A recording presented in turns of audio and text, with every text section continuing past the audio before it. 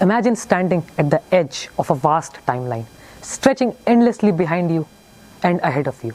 The past whispers stories of triumphs, failures, discoveries, and revolutions, while the future remains a blank canvas waiting for your brushstroke. Have you ever wondered how much of what you do today is influenced by the work of those who came before you? Good morning. Today I, Krishnam, stand here to share my experience on a topic that connects the past and the future. Why history matters, lessons for a better future. So, have you ever wondered how much of what you do today is influenced by the actions of our ancestors? Now, imagine something which we see every day, modern skyscrapers. In cities across the world, we see buildings like Burj Khalifa in Dubai and various other, which were made using latest technology, modern machinery and advanced engineering. But despite of these, they face challenges when it comes to their structure, to their existence. Despite of that, they have faced some structural risk. It is because of the bad climate or strong winds and face structural risk. But now contrast this with a 1,000-year-old temple in Tanjore, Tamil Nadu, Vrideshwar Mandir. This temple was built without any cement, without any foundation, directly from the land, just by interlocking of granite rocks, and still stands proudly today. It had withstood more than 6 earthquakes and floods. This temple also has a 80-ton big stone at its top. Now imagine, how could a 80,000 kilo stone reach the top of a 15-floor building without using any cranes, modern machinery or advanced technology? Isn't that amazing? So today I am present here to take you on a journey that will take you to the past, and we learn a lot from it. So history isn't just a record of historic events, it's the DNA of humanity.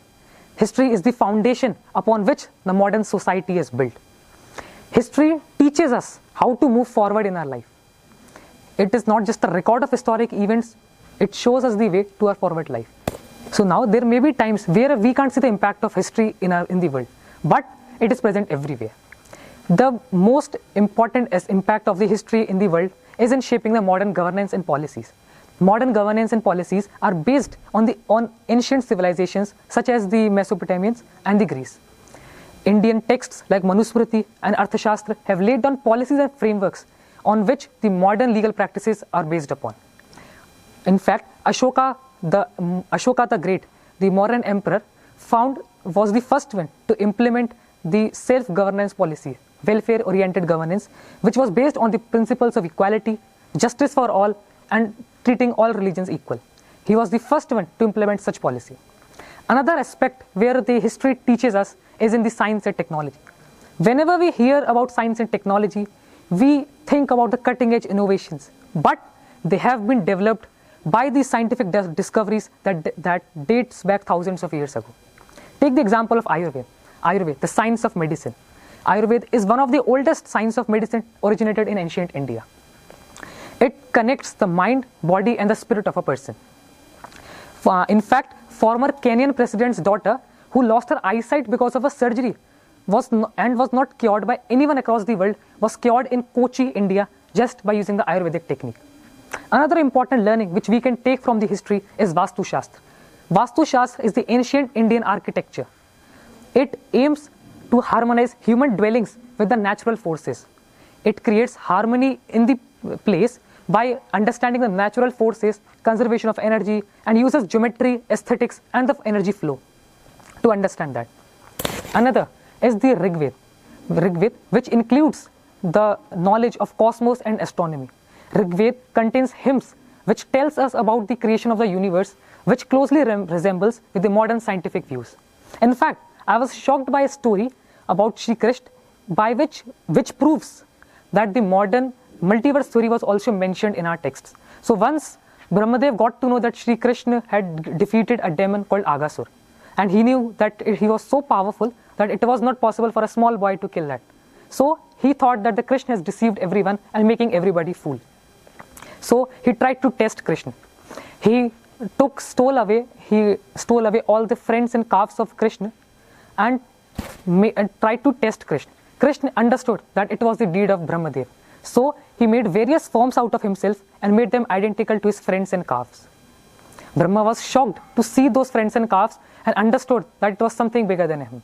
So he went there to Sri Krishna and apologized and asked to know the whole truth. Sri Krishna then told him the actual truth. Within a moment, there were thousands of Brahmas standing there, some with 10, some with 100, and some with even 1,000 heads, which proves that there are many universes, billions of universes in our world, which are even bigger than our own universe, which proves that multiverse theory was mentioned in our texts. Another is the knowledge of astronomy and cosmos. Ancient texts like Surya Siddhant mention detailed description of Earth's circumference, distance between the Earth and Sun, and various solar and lunar eclipses, which also are verified by the modern science. In fact, if I ask you a simple question, when will be the next eclipse? I guess most of you will take out your mobile and search on a browser when will be the next eclipse and tell me the exact date and time. But what if I tell you that the same date and time could easily be told by any Panditji sitting in a village just by using a 10 rupees panchang? So that 10 rupees panchang is equivalent to those $1 billion telescopes and machines. Isn't that amazing?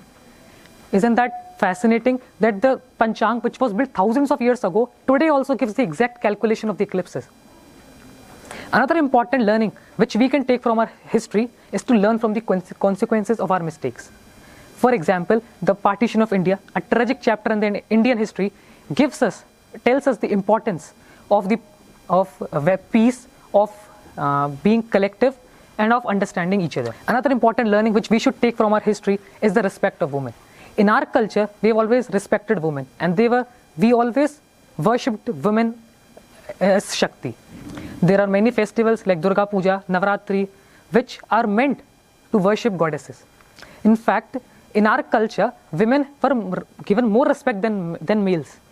The males were identified by the names of their mother before their marriage, like Yashoda Nandan, Kaushalya Nandan, Gangapatra Bhishma, etc. And by the names of their wives after the marriage, like Sita Ram, Radhe Krishna, Lakshmi Narayan, Gauri Shankar, etc.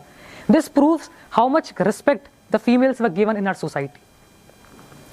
Our Rig Veda is also dominated by many female saints, by the hymns of many female saints like Gargi, Lopamudra, and ancient mathematicians were also there who were female, like Leelavati, daughter of Bhaskaracharya too.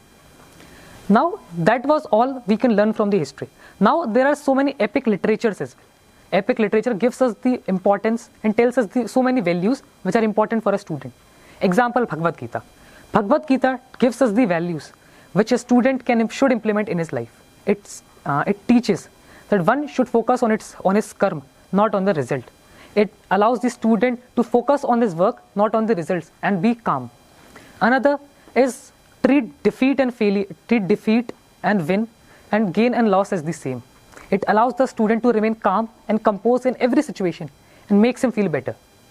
Ramayana also gives us so many lessons like of relationship. The relation between Ram and Lakshman showcases loyalty. The Sita's relation shows us the strength of resilience in her. It also teaches us to stand for the righteousness, for the dharma, that one should stand for dharma even when he doesn't have the power. It teaches that Ram doesn't fight Ravan fought with Ravan for the revenge, but to stand for the dharma and to uphold it.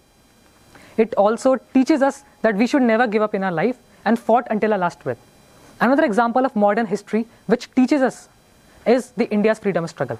The Indian independence movement teaches us to never give up, to fight against the oppression and to come out of it. So now, being the future leaders, being the future of the nation, we have the power to uphold our history. We should learn from it. And now, as we say, history repeats itself. So let's be smart students and learn from our history, as if we keep failing in the same exam, that would not be better. Thank you.